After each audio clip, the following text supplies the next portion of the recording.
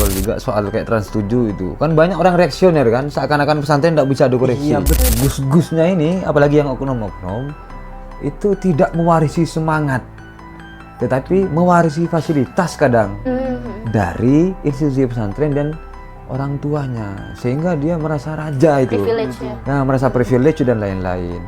Tapi pada praktiknya mereka itu kadang eksklusif gitu loh. Sehingga apa? Ya pesantren kalau dibiarkan begitu akan jumud. Padahal Islam itu kan bukan nasihat yang bukan nasihat yang berputar di langit, tetapi harus jadi keilmuan yang mengakar di bumi. Di pesantren itu ada spirit yang sangat mulia bagi saya, yang sudah mulai hilang di kehidupan modern ini. Apa? Spirit keikhlasan. Bagaimana memandang seseorang itu sebagai sesuatu yang utuh. Relasi kita itu bukan relasi angka dan ekonomi semata.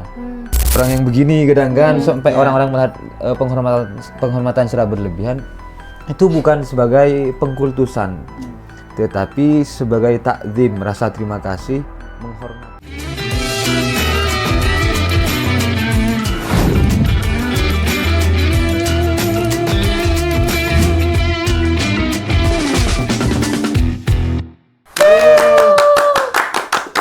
Balik lagi di podcast Dua Arah. Jadi di episode kita yang kali ini kita bakal ngebahas isu yang cukup menarik ya. Ya, kita... Karena apa ya? Karena baru banget kayaknya deh ini. Enggak, sebenarnya pembahasannya udah cukup lama, Udah lama sih. ya. Tentang stereotip pesantren dan santri gitu sih. Cuman disclaimer untuk teman-teman semua, mungkin teman-teman yang baru pertama kali lihat saya di sini jadi apa ya? Sementara menggantikan Apau ya sebagai host ya sementara. Mana tuh Apau?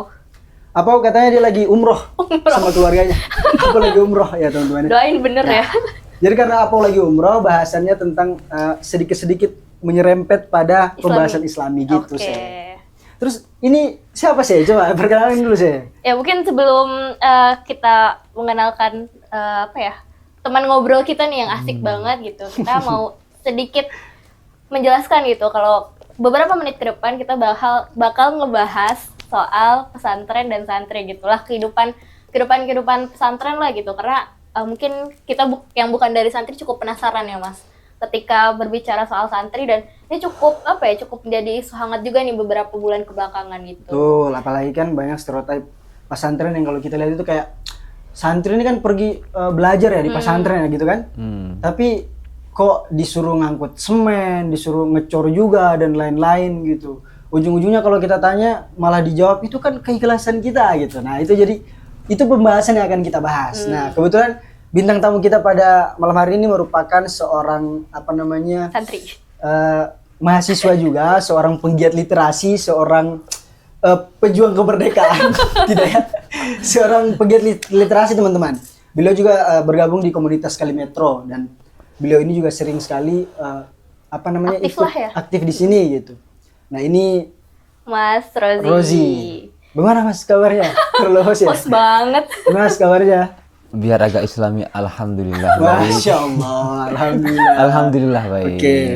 Ya jadi di sini Mas Rozi bakal nemenin kita nih beberapa menit ke depan, karena kayak pengalaman Mas Rozi ini cukup menarik ya buat dibahas gitu. Boleh lah sedikit-sedikit ya? spill sharing sama teman-teman kan. Boleh. Jadi begini, karena Mas Rozi ini juga merupakan bahasanya tuh kayak mantan santri ya, atau orang yang sudah pernah belajar di pesantren, belajar ilmu agama di pesantren. Pertanyaan sebagai orang awam ya, saya sebagai orang awam yang nggak pernah mondok gitu. Mas Rozi, pertanyaan saya. Panggil Ustaz, biar agak Islami. Oh ya Ustaz, gimana Ustaz? Jangan bercanda. Mas aja. Gimana Mas? Kakak. Bahaya.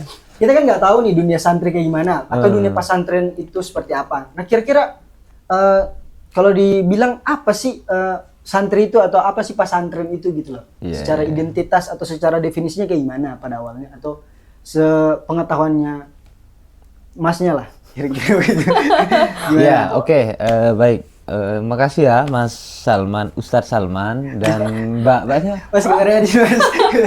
Sama Mbaknya? Saya. Ya Mbak. Mbak Sea. Sama Ustazah Sea. Biar agak Islami kan. Makasih banyak udah ini ngajak kita ngobrol dan sharing-sharing lah ya di konten Dua Arah punya Semilir nih. Menarik banget, saya tonton dari kemarin memang. Mau bahas apa tadi? Bahasa santri dan juga Santri. Bridging-nya kepanjangan. Ya, pecinya ini agak ketinggian gitu, jadi agak Pusing. habis ya kadang gitu. Nah, saya ndak mau jelimet ya bahas soal santri dan pesantren. Literaturnya banyak, bisa baca bukunya Zamasyari Dovir biasanya tradisi pesantren. Bisa baca bukunya Zainuddin Syarif, Prof itu yang tentang pesantren. Intinya banyak untuk secara definitif ya lah ya. Tapi kalau bisa kita simplifikasi, boleh? Iya, Boleh. Pesantren itu kayak sekolah biasa. Di situ diselenggarakan pendidikan, cuman pelajarnya atau yang disebut santri itu menetap di sana, hidup di sana sampai pendidikannya selesai. Ada yang mulai sejak SMA, setingkat SMP juga ada, bahkan yang dari dini SD, PAUD itu ada juga beberapa Yang sampai orang selesai. tuanya kemudian ini ya. Nah, mereka kenapa disebut santri? Ya netep di situ, netep di tempat itu, disediakan tempat. Kalau sekarang asrama, kemudian hidup di situ dengan teman-temannya dan sampai lulus. Nah, itu gitulah kurang lebih. Berarti santri ini yang ini ya, orang yang menetap lah di pesantren itu ya, tempat belajar gitu ya. Netep di tempat belajar. Tempat belajarnya itu sekolahnya, asramanya, dan kehidupan di dalamnya, disitulah disebut pesantren gitu. Tapi kan ada ini ya Mas, ada apa? Ada apa? Nama sekolah yang boarding school gitu. Nah, itu ya apa? boarding school. Itu Nah, sama tah? boarding school itu sebenarnya konsep modern. Nah, Sumpah saya nggak tahu boarding school ini apa sebenarnya. Saya tidak tahu.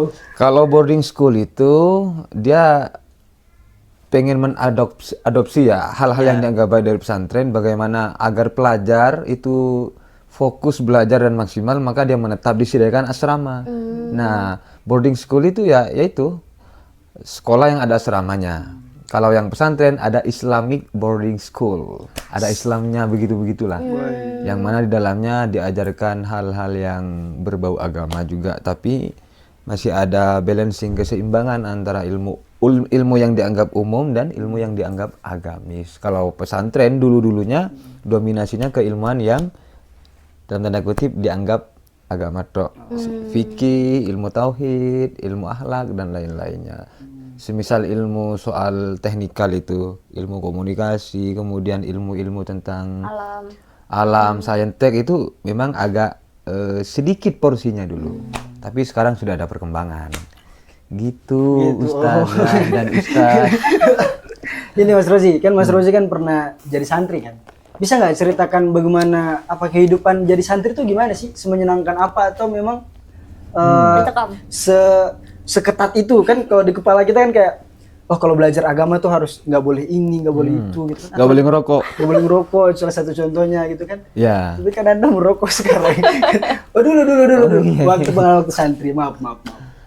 Oke, sebenarnya masih banyak teman-teman kita yang non pesantren itu kadang masih belum memahami model-model pesantren. Nah, model pesantren itu kurang lebih dikategorikan jadi dua. Satu yang salaf, satu yang kholaf. Salaf itu model pesantren yang dikenal publik itu yang mengajarin agama saja, kemudian tidak ada keilmuan yang sentek itu yang salaf. Kitab kuning biasanya itu Mas, kitab kuning tok. Kitab kuning itu buku-buku kuno lah ya, yang bahasa Arab itu yang dipelajari secara bertahap.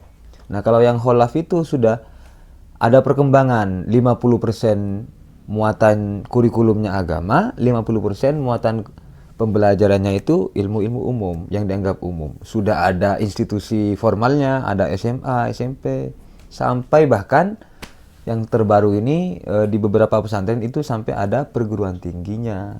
Nah, kalau yang saya sampaikan di awal itu yang salaf itu ndak ada dulu.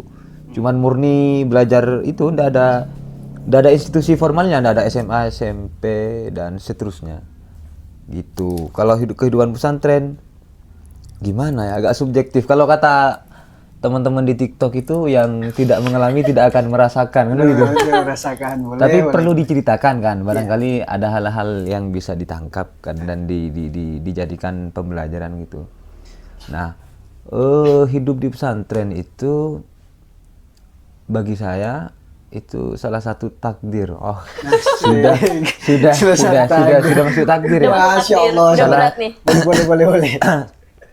Salah satu journey lah ya, salah satu perjalanan dan perpetualangan hidup yang paling berharga di antara hal-hal lainnya. Karena di situ kita selain belajar soal keilmuan, kita diajarkan untuk survive, belajar hidup. Nah, itu yang membedakan, sehingga kita dituntut mandiri, nyuci, kemudian mengatur diri, mengatur finansial, mengatur bagaimana bersosial, itu harus serba sendiri gitu loh. Anak-anak yang seusia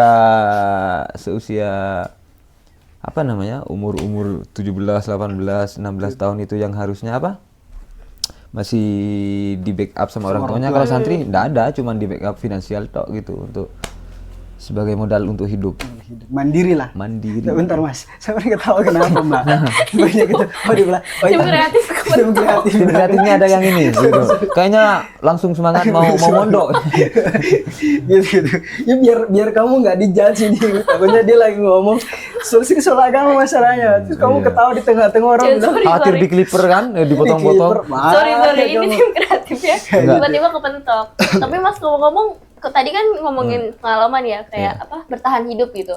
Berarti Mas mondok tuh sampai kapan gitu? Sampai SMA aja kah atau kuliah lanjut? Sebenarnya, saya jawab ya. Oh, iya, sebenarnya saya malu gitu dianggap santri. Malunya agak minder. Khawatir nanti ada hal-hal yang dianggap tidak representatif. Santri kok begini gitu loh, santri kok kalungan dan semacamnya, santri kok begini pakai celana stereotip masyarakat ngambil gitu. Ya khawatir mengecewakan lah beberapa orang, sehingga saya tidak mendeklarasikan diri sebagai santri, tapi muslim yang pernah mondok gitu. Mau dipanggil apa terserah lah. Tapi apa pertanyaannya tadi? Saya keinget Mas, yang itu tadi kebentur gimana? Ini sampai kapan gitu? Maksudnya belajarnya di santren itu sampai kapan? Mondoknya sampai kapan? Saya cuma 4 tahun aja, dari SMA aja. Tapi teman-teman saya ada yang 8 tahun, bahkan ada yang 12 tahun dari kecil. Jadi gini, pertanyaan ini mungkin masuknya karena banyak kan berita ya sekarang kan, pokoknya semuanya apa-apa tuh beritanya cepat gitu, di TikTok lah, di Reels lah, di media sosial ini kita nggak mau percaya atau nggak percaya tuh berita banyak gitu. Bener. Nah terus yang kita tahu di sosial media, tampilan sosial media banyak sekali pesantren itu atau santri-santri yang pernah mondok itu kayak dapat bullying dari seniornya atau ada senioritas di ini dan sebagainya gitu. Kalau merujuk pada penjelasan awal kalau pesantren itu tempat belajar, itu tempat boarding school. Boarding school, kemandirian dan lain-lain. Itu gimana itu? Maksudnya Mas Roji pernah merasakan itu kah atau pernah ada teman yang mengalami atau gimana? Itu benar itu berita maksud saya. Benar berita ya. Terkait pandangan framing yang begitu, saya coba objektif ya Mas. Gitu. Hal-hal yang demikian itu memang ada di pesantren. Itu dampak tak termaksud, sesuatu yang tidak diinginkan tapi terjadi. Desain awalnya tidak seperti itu. Tetapi karena memang beberapa tokoh termasuk Nurholis Majid itu kan buat buku juga, bilik-bilik pesantren itu memang menyatakan bahwa salah satu kelemahan pesantren itu di manajerialnya. Ya manajerialnya, kurikulumnya kurang ditata dan semacamnya. Sehingga dampak-dampak tak termaksud itu yang terjadi terkadang. Bullying kan. Bayangkan Mas, ada beberapa pesantren, saya nggak sebut merek lah ya, ini itu di Jawa Timur ada yang 12.000, 20.000 santrinya, itu orang Mas. Itu orang bukan pohon kelapa. Nah orang kan lebih-lebih remaja yang masih transisi mencari jati diri dan semacamnya, bergaul dengan terkadang dengan dari santri yang lain luar kota yang heterogen yang tidak seusia. Itu kan terkadang ada subordinasi, ketidakseimbangan relasi. Yang baru kecil-kecil udah ngerokok, kadang jadi bahan bully dan semacamnya. Pengaruh pergaulan. Ya, bahkan hal-hal baik aja kalau belum waktunya kan nggak jadi baik. Buruk kan jadinya kan, apalagi sesuatu yang sudah buruk ditangkap oleh orang baik atau anak yang belum saatnya. Nah, itu yang sering terjadi. di manajerialnya sebenarnya, di manajerial penataan pesantren itu, bayangkan puluhan ribu asatidnya atau fasilitatornya, mentornya itu hanya ratusan. Satu orang pegang 50 orang. santri atau santriwati yang cewek-cewek. Kan tidak mungkin tertangani semua. Mereka kan bukan bebek yang Iya, betul, disuruh ke timur ke mana? Manusia, Pak. Iya. Kan iya. Nah, itu yang menjadi tantangan memang. Kalau ditanya ada atau enggak, memang ada. Tapi tidak secara keseluruhan seperti itu. Makanya seiring perkembangannya waktu sudah ada penataan sekarang di berbagai pesantren. Bahkan keilmuan-keilmuan modern itu diadopsi untuk bagaimana ngecek itu sejauh mana tingkat bullying dan lain semacamnya untuk meminimalisir. Ada, tetapi itu bukan cita-cita awal pesantren didirikan. Gitu. Artinya oknum lah ya, karena memang gap usia tadi. Itu gimana menurutmu sih? Tapi aku lihat kalau Mas Rozi punya impresi baik di pesantren, tandanya berarti hal itu kayaknya nggak terjadi gitu, karena di pesantrennya, tempatnya beliau ini kan. Karena itu menjadi impresi yang baik gitu, dan ilmunya juga dapet nih kayaknya lihat Mas Rozi nih. Terjadi, Mbak. terjadi, cuman Maksud saya seperti itu. terjadi. Terlalu politis. Terjadi ya. Ini kita belajar jujur ya, sekarang belajar jujur. Gitu. Ya maksud saya, tapi kan kita juga perlu mengimani. Maksudnya bukan saya pro ya, tapi kan tindakan-tindakan itu artinya tindakan-tindakan yang di luar daripada esensi ilmu yang mereka pelajari kan. Nggak mungkin pesantren atau pondok ngajarin ngajarin kayak gitu nggak mungkin. Saya yakinnya begitu. Makanya kita bertanya. Iya. Makanya kemarin itu ini biar sedikit nyenggol juga soal kayak Trans 7 itu. Kan banyak orang reaksioner kan, seakan-akan pesantren tidak bisa dikoreksi. Iya, betul lagi. Saya orang yang sebagai muslim yang pernah mondok lah ya. Coba berpikir jernih bahwa kita tidak boleh terjebak seakan-akan pesantren ini tidak bisa dikoreksi. Nggak begitu juga. Harus ya moderat lah ya kalau kata-kata orang NU. Sekalipun saya bukan NU. Oh, gitu. Masnya Muhammadiyah? Apa? Masnya Muhammadiyah? Saya Muhammad NU. Wah, panjang ya, nanti saya tanya. Saya muslim Muslim gitu ya. Lah, intinya satu reaksioner kemarin. Yang kedua, memang dari Trans 7 sebagai pihak yang melihat pesantren dari luar keliru juga masuk terlalu dalam terhadap sesuatu yang tidak dia kuasai. Tapi memang kalau boleh dikoreksi, Trans 7 itu bagi saya salah dalam mekanisme ininya. Penyampaian informasi. Tidak sesuai kaidah-kaidah jurnalistik. Tapi di sisi lain pesantren tidak juga benar sepenuhnya. Mereka tetap perlu dikoreksi kan begitu biar ada keseimbangan. Itu aja.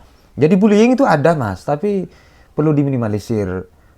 Kemudian selain bullying apa lagi? Perpeloncoan. Kemudian senioritas ya. Memang ada, terkadang di luar kontrol itu, di luar kontrol pesantren, yaitu penataan manajerialnya belum maksimal sehingga hal-hal dampak tak termaksud sesuatu yang tidak diinginkan terjadi, Mas. Itu ada. Saya sampaikan sekali lagi itu ada. Ada. Intinya ada berarti. Ada. Nah, terus ini kan apa namanya? Nah, bingung kan nanti klarifikasi sendiri. Oke ya, maksudnya selain itu ya, pesantren ini juga kan apa namanya? Dia itu kan merupakan kayak opsi apa namanya? Tempat destinasi untuk mencari ilmu pengetahuan. Gitu. Iya.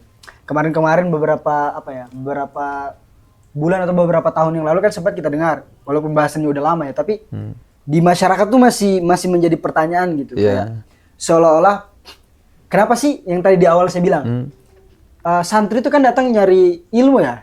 Santri kan datang nyari ilmu gitu. Kenapa sih santri harus bantu-bantu ngangkat semen lah, harus ini dan sebagainya. Ini pertanyaan yang berangkat dari kesadaran masyarakat gitu. Kalau saya sih jawabannya mungkin ya tergantung santrinya mau atau enggak gitu kan. Atau tergantung mungkin itu bentuk dari keikhlasannya kan kita nggak tahu. Betul. Itu gimana maksudnya? Anda kalau berbakat jadi Gus. Gus kan harus bapaknya kiai dong. Bapak saya bukan. Gimana? Oke. Saya agak tarik ke belakang dikit ya, biar enggak ada kesalahpahaman. Satu, awal mula pesantren itu didirikan sebagai tempat tafaqahu fiddin untuk memperdalam ilmu agama. Yang kedua, sebagai tempat solusi dari segala persoalan yang ada di masyarakat. Mula-mula masyarakat waktu itu sebelum kemerdekaan butuh orang yang paham agama, jurisprudensi, soal fikih, soal ketauhidan, soal bagaimana mengatur relasi sosial, belajar ilmu akhlak. Itu yang diajarkan. Kemudian yang kedua berkembang, ada apa namanya proses industrialisasi. Bagaimana santri-santri juga dibekali dengan keilmuan-keilmuan yang nanti menunjang di kehidupan di masyarakat. Nah, kenapa banyak santri yang apa namanya kayak orang nguli gitu kan, kayak kemudian dieksploitasi? Itu maksud awalnya begini, Mas.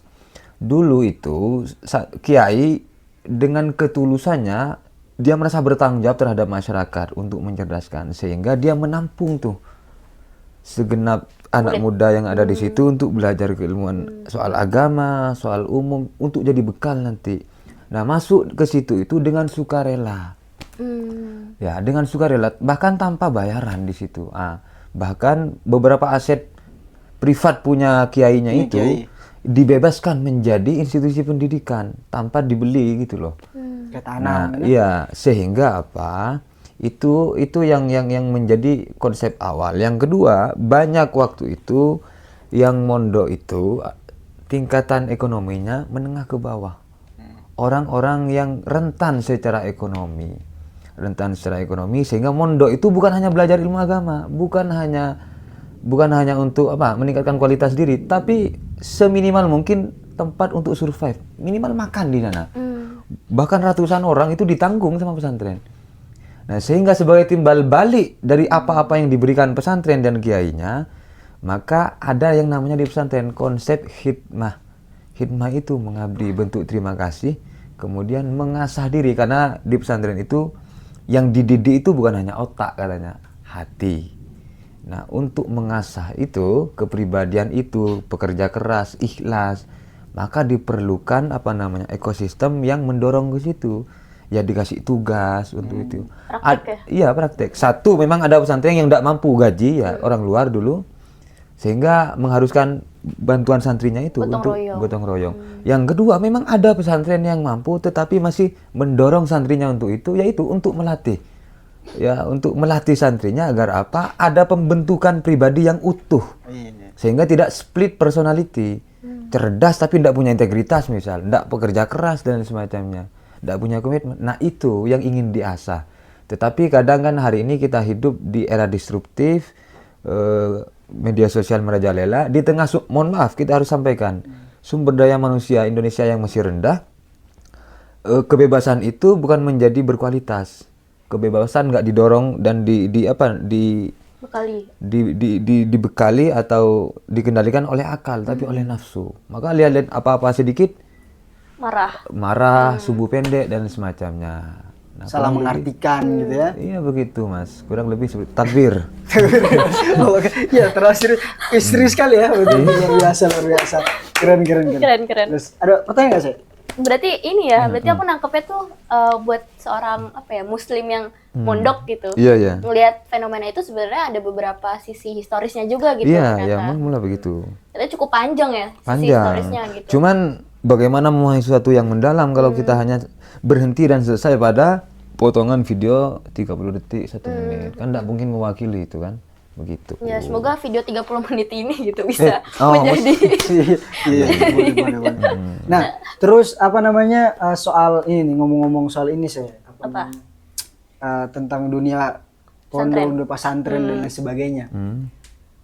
Itu kan ini salah satu bentuk lah kalau yang tadi kayak santrinya datang bantu ngecor dan lain, itu salah satu bentuknya. Nah, mungkin pertanyaan besarnya kayak gini gitu loh, maksudnya bagaimana sih konsep, atau sejak kapan sih konsep kayak kita tahu lah sopan santun itu kebudayaan kita, tapi kan kayak di video lagi-lagi ya kan kita lihat di sosial media. Betul. Kayak menghargai kiai atau menghargai guru agama di pesantren tuh kayak ini sekali begitu. Kayak contoh ada video apa gitu ya, pernah nonton, kiainya baru dari berapa meter pakai mobil tuh santri udah berjejer di jalan gitu dan lain sebagainya. Artinya kayak rebutan salim ya kadang. Iya, rebutan salim dan lain sebagainya. Oke. Perasaan atau perlakuan yang seperti itu ke kiai itu kayak berlebihan gitu. Itu atau gimana? Atau pandangannya gimana? Tahu semua pesantren emang gitu. Tidak semua pesantren. Makanya beberapa hari terakhir hadir itu di beberapa konten TikTok, salah masuk pesantren, main raja-rajaan katanya. Artinya ya ada feodalisme nanti Oh, gitu iya, loh. gitu. Iya kan pesan-pesan itu yang ingin disampaikan. Itu maksudku tadi saya mau tanya soal feodalisme di pesantren. Budaya-budaya gitulah. Sebenarnya panjang ini Mas. Panjang. Tapi coba tak simplifikasi ya. Di pesantren itu kiainya kadang disebut murabbi ya. Murabbi itu orang yang menunjukkan jalan pada Tuhan dan lain semacamnya. Di pesantren itu disebut macam-macam lah, syekhona, guruku tercinta dan lain semacamnya. Kenapa demikian? Karena pada mula-mula itu kiai itu ya lagi-lagi dia orang yang memiliki kesadaran lebih di antara masyarakat, bukan hanya kesadaran tapi punya komitmen yang kuat yang didasari keikhlasan untuk mendidik anak-anak masyarakat agar dia satu bisa selamat, kemudian bisa survive hidup, kemudian punya bekal nanti terjun ke masyarakat. Nah, sehingga apa? Ketulusan, kalau bahasanya keikhlasan itu yang memancarkan sikap-sikap sang kiai yang sejuk ya ke santri itu. Bahkan mungkin orang melihat, saya agak terenyuh kalau bahas ini. Orang lain melihat kayaknya ini melanggar HAM dan lain semacamnya ya, melanggar beberapa tolok ukur modern hari ini ya, cara mendidik dan semacamnya. Sekalipun kasar Mas, itu landasannya bukan karena hanya mengajar, tapi mendidik. Yang pertama itu yang dididik jiwanya. Apapun aktivitas yang dikerjakan itu landasannya mendidik ikhlas. Bahkan ketika saya sebagai santri kadang malas mengurus diri atau tidak eman pada diri saya sendiri, guru kita itu lebih eman daripada kita. Kita tidur, dia berdoa, berikhtiar apa yang perlu saya lakukan untuk santri saya. Terkadang lebih mencintai kita daripada kita. Nah, niat yang tulus itu masuk ke ruang-ruang manusia ini kan nggak sepenuhnya makhluk rasional ya. Ya, ada bahasa memang yang bisa dilihat oleh orang buta, yang bisa didengar oleh orang tuli, kebaikan. Nah, mungkin korespondensinya ya. Keren-keren bagaimana tuh kata-katanya? Ya nanti di replay lah. Ya memang Ini keren sekali. ada bahasa yang bisa dilihat oleh orang buta dan didengar oleh orang tuli, yaitu kebaikan. Nah, mungkin kebaikan itu yang memancar pada diri seorang santrinya, yang refleks itu.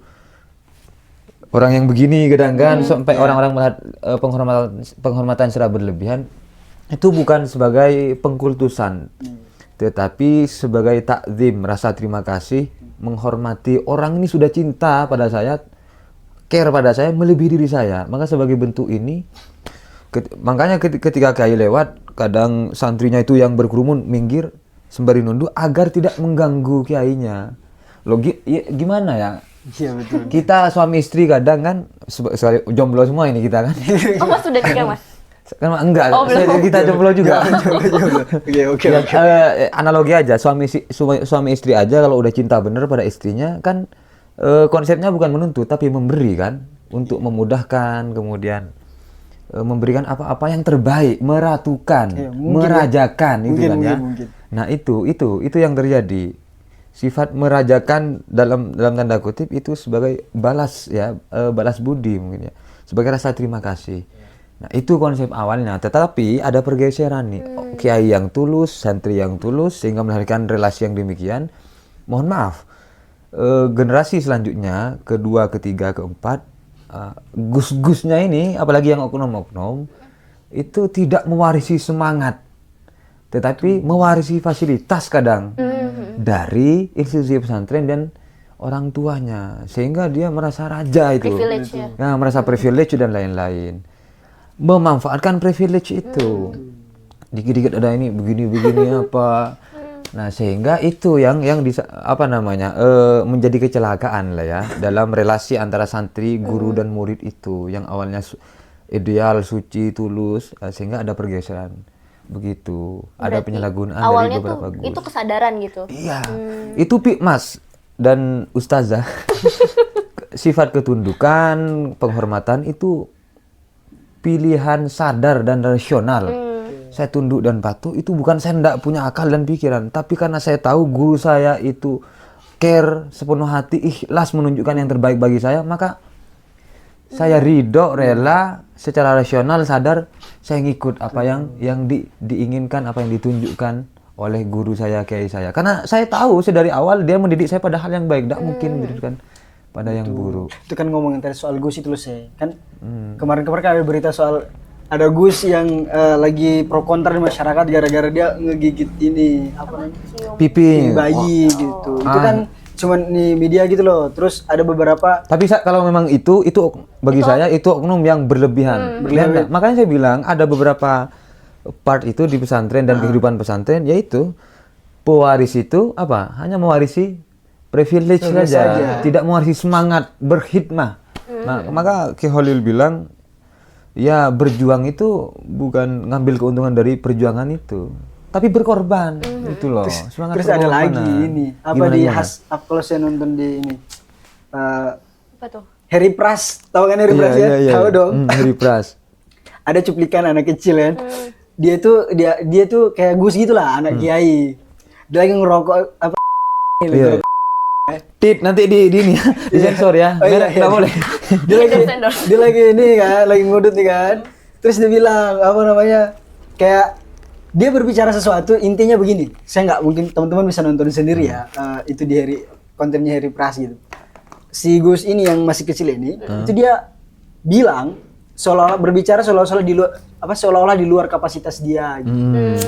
Dia kayak cocok loginya, terus ngomongnya itu kayak bener-bener nggak berlandaskan. Artinya begini, maksudnya kayak yang tadi disampaikan tuh, kiai itu dihormati. Iya kan? Kiai kan dihormati karena keilmuannya, karena keikhlasannya dia tadi. Perjuangannya. Gus ini kan mayoritas masyarakat nganggap, oh Gus anaknya kiai berarti kita perlu menghormati dia juga. Takutnya banyak masyarakat yang ikut apa yang Gus lakukan gitu. Gus kalau ngelakuin ini, kalau dia bener diikutin dong.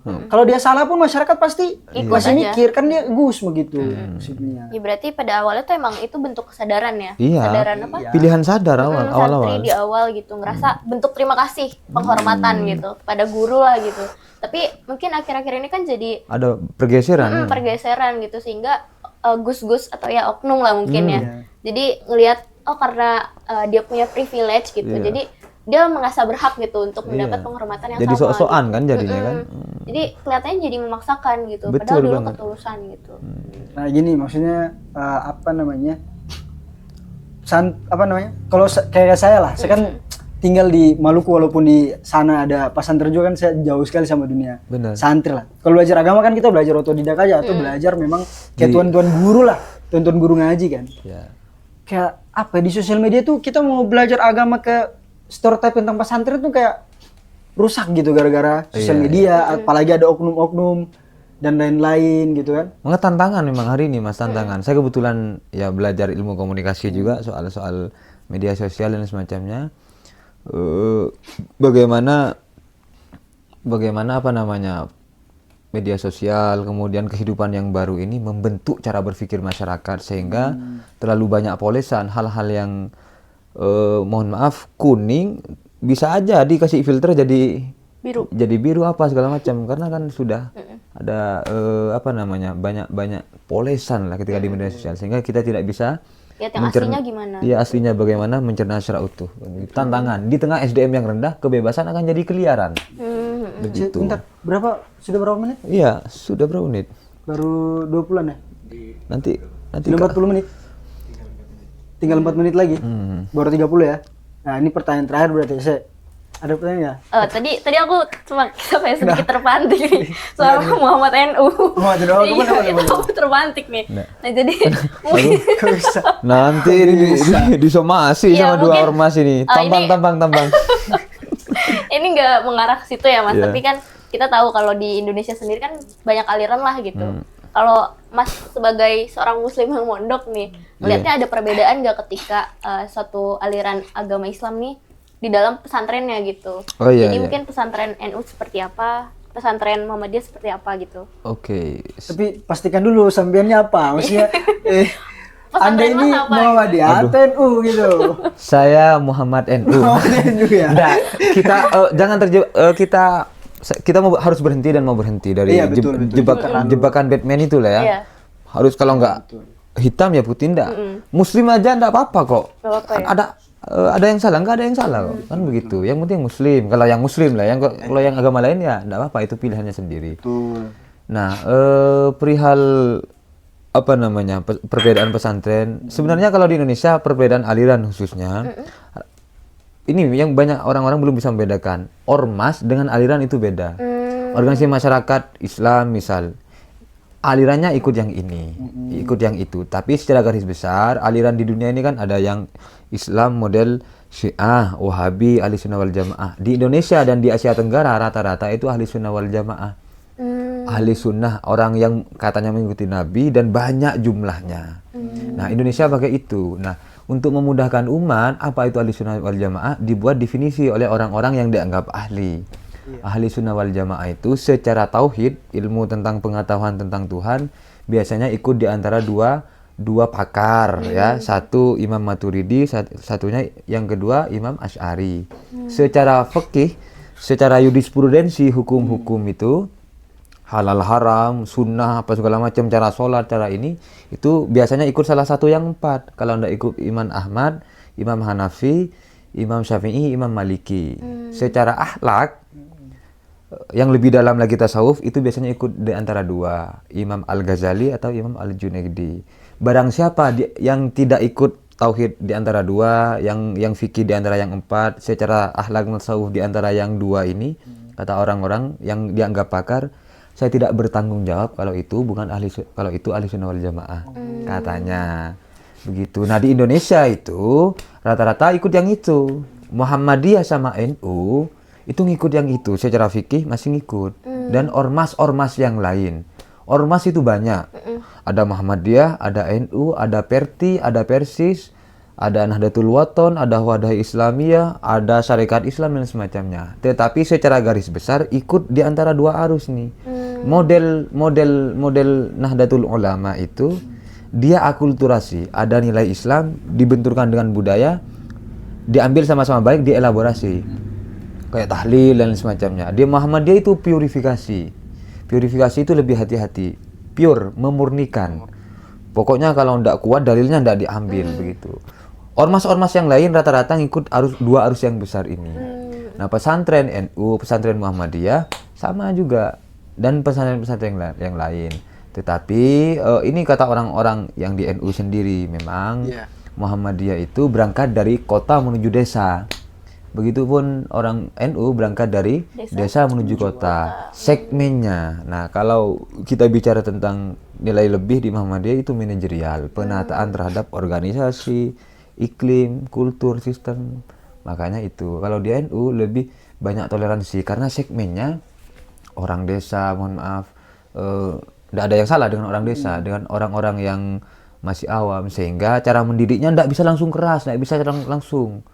Orang tidak pernah pakai sarung disuruh pakai sarung, masa harus rapi, masa harus pakai celana yang ini, kan diukur dengan kemampuan, sehingga kedua segmen ini melahirkan ekspresi Islam yang berbeda secara kultur, kan begitu. Orang yang lebih rapi yang mana, yang lebih nyantai yang mana, yang lebih tegang yang mana, itu beda ekspresi aja. Jadi Gitu. Islam sih. Intinya Islam. Intinya sih. Dan Islam. Aku baru tahu nih, berarti itu bukan termasuk aliran, tapi ormas aja. Ormas Iya, saja, betul. ormas saja, Terus ormas saja. Dan soal apa pesantren NU sama pesantren Muhammadiyah mungkin ya kita bisa lihat sendiri lah ya. Ini ya, apa namanya? Yang penting kan itunya. Pemirsa bisa menilai sendiri. Itu lah. bisa nilai sendiri dan ini apa namanya terakhir dari saya. Bukan terakhir dari saya sih, terakhir untuk menutup apa namanya percakapan kita. Oh, udah berarti nih. Ya ini terakhirnya ini loh, ini loh. Kira-kira ada nggak pesan atau pandangan ke teman-teman penonton gitu dari kalangan Gen Z, atau kan di sini kan penonton kita rata-rata Gen Z atau sama yang usia 25 tahun ke atas. Buat mereka, apa pesan buat mereka terkait dengan pesantren dan juga santri? Paradigma sekarang, atau memang orang-orang yang menyimpulkan agak keliru gitu tentang santri dan pesantren atau dunia santri dan pesantren? Bagi saya mau nilai secara keliru itu wajar, tidak apa-apa. Itu sebagai bagian dari upaya untuk cari tahu. Tapi jangan berhenti di situ. Harus kebenaran itu dicari. Apapun hasilnya, yang penting kamu sudah berikhtiar, itu akan menjadi baik. Dan kalau kita bersungguh-sungguh akan sampai pada kebenaran, kan begitu. Nah, ada hal yang mungkin ingin saya sharingkan ke teman-teman. Di pesantren itu ada spirit yang sangat mulia bagi saya, yang sudah mulai hilang di kehidupan modern ini. Apa? Spirit keikhlasan. Bagaimana memandang seseorang itu sebagai sesuatu yang utuh. Relasi kita itu bukan relasi angka dan ekonomi semata. Ada ketulusan, ada care di situ kan. Itu ada di pesantren itu. Nah, ini yang perlu kita bumikan kembali lah ya. Bumikan kembali. Nah, relasi hari ini kan teman-teman berkawan kadang kalkulatif semata kan. Saya dapat apa kalau berkumpul dengan dia, berteman dengan dia. Padahal kehidupan tidak sepenuhnya ekonomis. Ekonomis jadi bagian dari kehidupan, iya. Tapi tidak hanya itu tentang hidup. Maka kalau itu bisa kita amalkan, insya Allah hidup akan lebih bermakna. Masya Allah. Ya. Sungguh bijak. Ya. Keren ya. Berarti menjadi apa? Perspektif baru lah gitu kalau ternyata kehidupan pesantren dengan yang di media sosial itu ternyata Tidak sepenuhnya. ada gap gitu ya, ada gap ada ketidaktahuan lah untuk teman-teman yang secara secara singkat ngeliat di sosial media aja gitu. Jadi mungkin di era yang modern ini gitu ya, banyak banget lah pergeseran makna praktik dari pesantren itu sendiri gitu. Benar. Jadi yang awalnya didirikan untuk kemuliaan gitu ya, Benar. itu jadi banyaklah pergeseran yang sehingga membuat persepsi buruk gitu di kalangan pesantren, santri gitu. Banyak kan orang keliru dalam melihat informasi gitu kan. Iya. Dan Intinya baca sih. mungkin terakhir ya, ini bukan untuk orang awam, tapi untuk orang yang ngeklaim dirinya santri, pemuka agama dan semacamnya. Betul itu. Bagaimana itu? Coba kita harus belajar lebih dan tidak boleh puas. Kadang itu ya yang menjadi tantangan orang-orang yang menganggap bergelut di bidang itu, puas diri dan tidak mau menerima hal-hal yang dari luar. Padahal tagline-nya di pesantren itu apa? Al-muhafadzatu ala qadimis sholih wal ahdu bil jadidil aslah. Mempertahankan itu bukan doa. Tapi ada gium yang sering disampaikan ya. Mempertahankan yang baik dan mengadopsi sesuatu yang terbaru yang lebih baik. Tetapi pada praktiknya mereka itu kadang eksklusif gitu loh. Sehingga apa? Ya pesantren kalau dibiarkan begitu akan jumud. Padahal Islam itu kan bukan nasihat yang bukan nasihat yang berputar di langit, tetapi harus jadi keilmuan yang mengakar di bumi, sehingga akan menjadi solusi dari problem kemasyarakatan. Mantap sekali. Bijak. Oke, keren. Keren sih ditampilin di awal kan. Boleh. Ya gitu Mas Alwan. Mungkin gitu Udah ya. paham nggak nih Wah, sudah paham sekali soal pesantren? apa itu pesantren, santri. Saya insya Allah kalau berumur panjang saya akan mondok. Mau sih. Atau mungkin anak Mas Anak Alwan. saya maksudnya. Anak saya maksudnya. Ya, jadi Iya. udah nggak ini ya, udah nggak bingung ketika scroll reels banyak berita-berita pendek lah gitu. Iya. Jadi dapat insight baru dari Muslim yang mondok gitu. Iya. Benar. Mungkin itu ya saya. Ya itu ya. Oke. Makasih banyak Mas Rozi ya. Roji, terima kasih banyak. Kita Udah makasih mandi. banyak juga. Bahasannya. Udah bisa sharing-sharing. Udah menemani kita lah di beberapa menit ke depan. Jadi Banyak kita akan insight ngobrol baru. lagi lebih panjang Oke. dengar kan? Thank you. Ya tutup dulu saya. Gimana? Udah kali ya? Iya, tutup dulu gimana? Oke, ya mungkin itu aja ya dari pembahasan kita kali ini. Semoga mendapatkan insight baru gitu.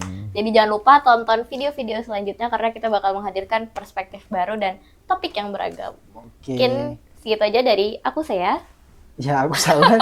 Terus Sampai jumpa di episode selanjutnya. Dadah. Oke.